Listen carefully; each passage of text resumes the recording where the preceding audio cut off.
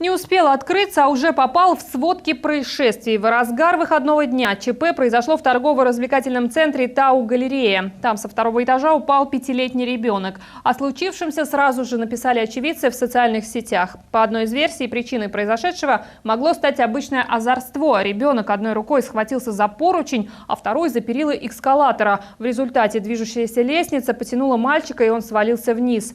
Все это происходило на глазах у матери, но женщина не успела схватить сына за куртку. После падения ребенка срочно госпитализировали в 3-ю городскую больницу. У мальчика закрытая черепно-мозговая травма, открытый перелом нижней челюсти и тупая травма живота. Его состояние оценивается как средней тяжести, сообщили в Центре медицины катастрофы и областном Минздраве.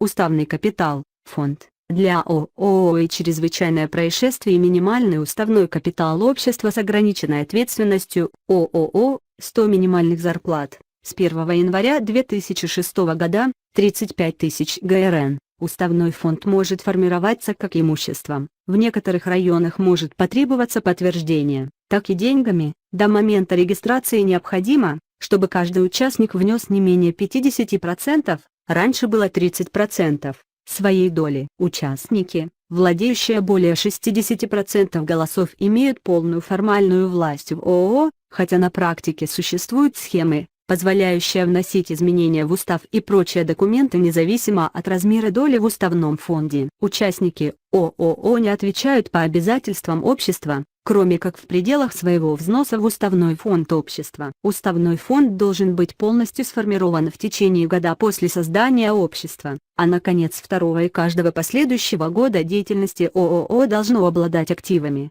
стоимостью не менее суммы уставного фонда. Минимальный и максимальный уставной капитал частного предприятия законодательством не урегулирован, поэтому возможно указывать любую сумму. Как правило, принято указывать 100 гривен, $20.